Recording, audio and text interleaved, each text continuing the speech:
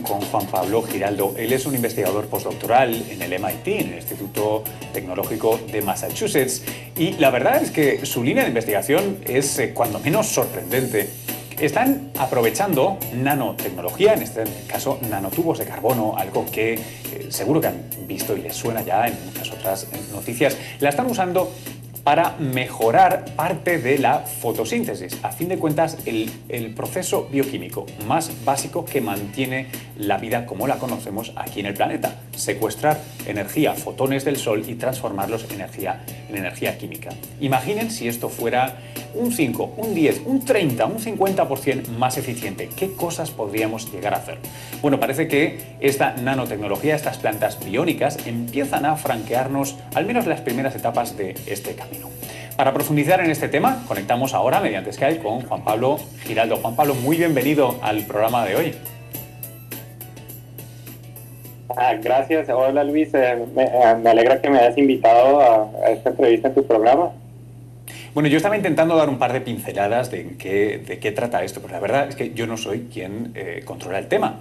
Entonces yo te propongo, ¿qué te parece si, para mí, tanto como para la teleaudiencia que tenemos aquí en Estados Unidos y en Latinoamérica, nos lo cuentas como si le estuvieras hablando a tu sobrino, para que lo podamos entender, porque parece algo interesante, sexy, plantas biónicas. ¿Qué es lo que habéis hecho? Bueno, hemos creado lo que pensamos es la primera planta biónica, una planta que tiene funciones nuevas y aumentadas, y la forma en la que conseguimos hacer esto es a través de la nanotecnología, a través de ensamblarlas con partículas muy pequeñas que son miles de veces más pequeñas que el cabello de un ser humano.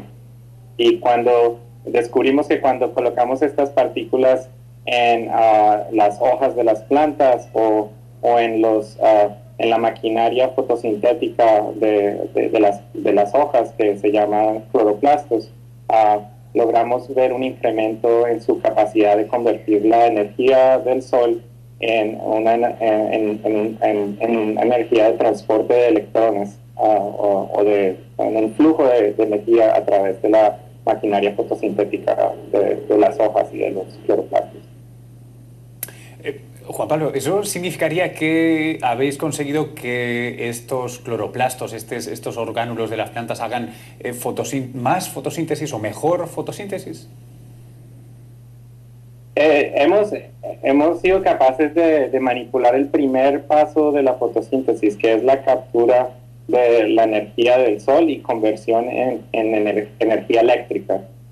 Pero hay muchos otros pasos en la fotosíntesis que quisiéramos continuar estudiando y que son los que al final dan como resultado la producción de azúcar, que es el producto final de la fotosíntesis. Pero esa es un área de investigación que hasta ahora estamos tratando de entender, y esperamos que así que la nanotecnología juegue un papel en incrementar la producción de azúcares o combustibles, los combustibles que las plantas producen para crecer, y que tal vez que nosotros también podríamos utilizar para generar fuentes de energías alternativas. Oye, ¿y ¿en qué estadio está? Es decir, ¿esto es una prueba de concepto? ¿Es algo que tenéis muy avanzado? ¿En qué punto de su desarrollo está?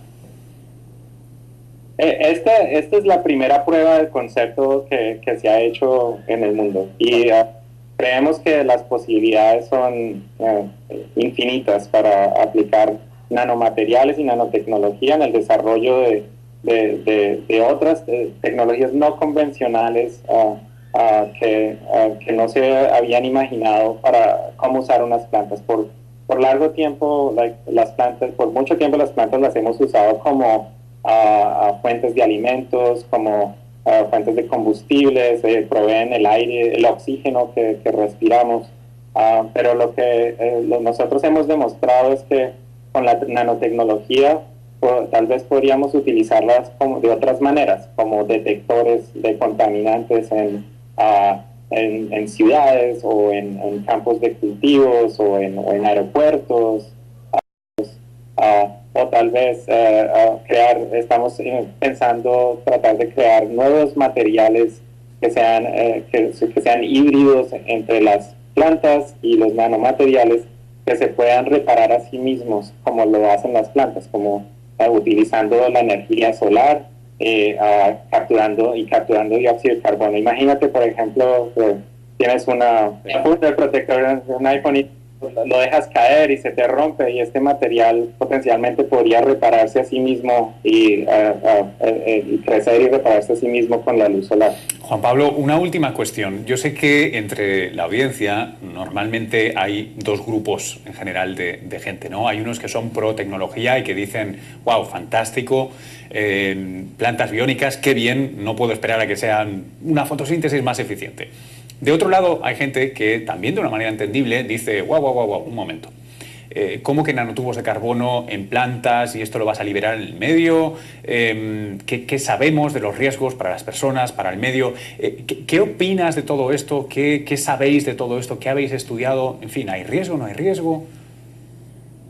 Sí, por supuesto, no, es una pregunta relevante y creo que debe ser investigada antes de que esta tecnología se pueda llevar afuera del laboratorio. Por ahora, nosotros estamos tratando de hacer los primeros estudios para demostrar si puede ser viable, pero hay varios grupos alrededor del mundo que ya están estudiando preguntas de cómo los nanotubos de carbono se distribuyen en el medio ambiente, en las plantas, qué efectos podrían tener. Hay que aclarar aquí que los nanotubos de carbono no vienen en un solo tipo, hay muchas variedades. Algunos de ellos pueden ser biodegradables, otros no.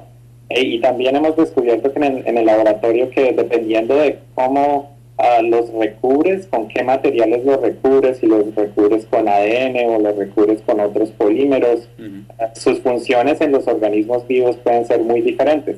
Entonces hay que hacer esta pregunta de toxicidad de nanotubos de carbono teniendo en cuenta qué tipo de nanotubo de carbono estamos hablando, y yo creo que es una parte importante que se debe hacer en el área de toxicidad, ecotoxicidad. Pues muy bien, Juan Pablo Giraldo, investigador postdoctoral del MIT y autor de esta investigación tan interesante. Oye, las plantas biónicas. Te vamos a seguir la pista porque queremos saber cómo continúa esto.